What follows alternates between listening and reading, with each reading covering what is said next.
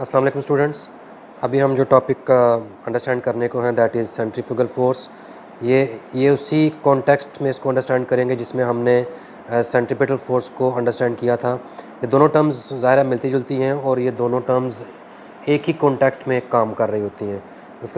इसको हम समझने के लिए एक सिनेरियो को अंडरस्टैंड करते हैं कि अगर हम सपोज़ करते हैं कि एक जो कार है वो स्ट्रेट मूव कर रही है, ठीक है, और वी अज्यूम हम ये फ़र्ज़ करते हैं कि उस कार का जो डैशबोर्ड है उसके ऊपर कोई कप या कोई बुक या कोई लूज़ ऑब्जेक्ट कोई भी पड़ा हुआ है, ठीक है। और जैसे ही कार स्ट्रेट मूव करती है तो हमें पता है कि वो चीज़ जो उसके डैशबोर्ड पर पड़ी है, जो ऑब्जेक्ट उसके डैशबोर्ड पर पड़ा हुआ है, वो भी स्ट्रेट ही मूव कर रहा है।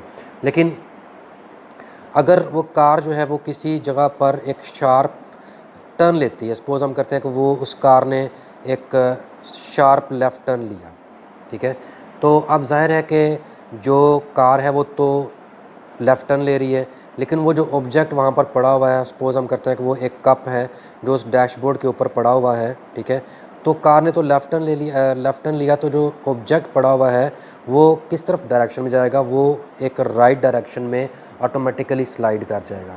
अब ज़ाहिर है कि कोई तो ऐसी फोर्स थी जिसने उसको यहाँ से इस पोजीशन से टूवर्ड्स द राइट जो है वो स्लाइड करवाया। तो वो फोर्स कौन सी फोर्स है वो उसको हम देखेंगे। अगर हम जब इसको फर्दर स्टडी करेंगे तो आप लोगों ने बताना है कि वो फोर्स कौन सी फोर्स थी जिसने उसको राइट साइड पर मूव करवा दिया।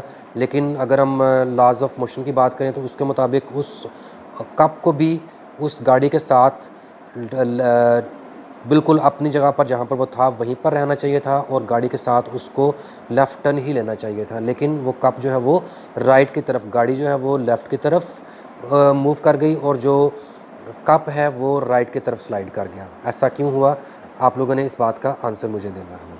अब हम जिस सिनेरियो में या जिस एग्जांपल से हमने सेंट्रीपिटल फोर्स को अंडरस्टैंड किया था, हम उसी सिनेरियो से जो है वो सेंट्रीफ्यूगल फोर्स को भी अंडरस्टैंड करेंगे कि हम एक स्ट्रिंग लेंगे और स्ट्रिंग के एंड पर हमने एक स्टोन को बांधा और उसको हमने तेज़ तेज़ घुमाना शुरू कर दिया।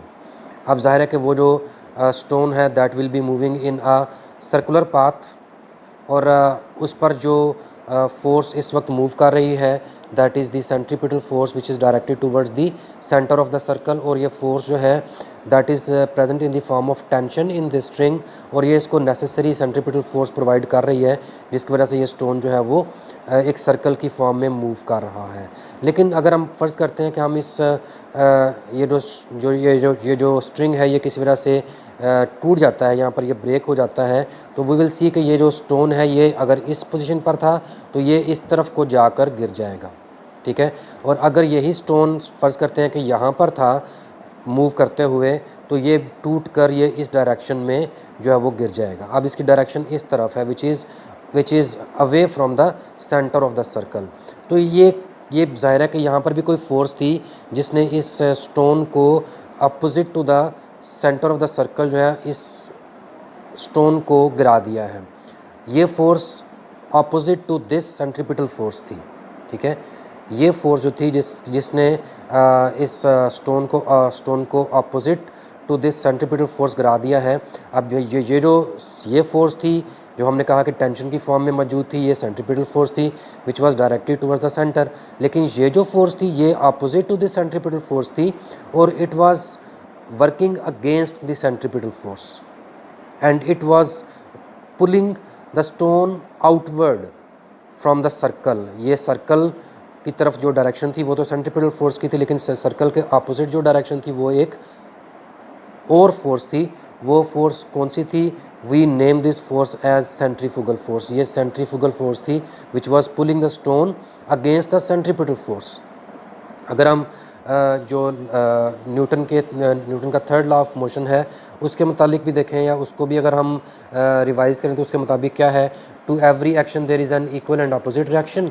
तो इसका मतलब है कि ये जो फोर्स थी जो कि इस स्टोन को टूवर्ड्स द सेंटर पुल कर रही थी, तो इसके अपोजिट भी एक फोर्स थी जो कि इस स्टोन को इस सर्कल से अपोजिट पुल कर रही थी।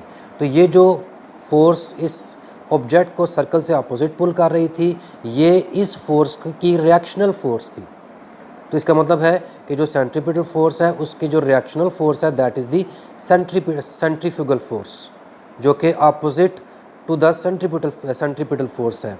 ठीक है, तो ये किसी भी ऑब्जेक्ट को जो एक सर्कुलर पाथ में मूव कर रहा होता है उसको अपोजिट डायरेक्शन में जो है वो पुल करती है, इसलिए इसको हम समटाइम्स इसको रिएक्शनल फोर्स भी कहते हैं। ठीक है, और जो फार्मूला हमने यूज़ किया था सेंट्रीपिटल फोर्स फाइंड आउट करने के लिए that was F C was representing centripetal force, F C is equal to M V square over R. तो ये फार्मूला था सेंट्रीपिटल फोर्स को रिप्रेजेंट करने के लिए, उसको कैलकुलेट करने के लिए, क्योंकि ये फोर्स भी जो सेंट्रीफ्यूगल फोर्स है it is opposite to the centripetal force.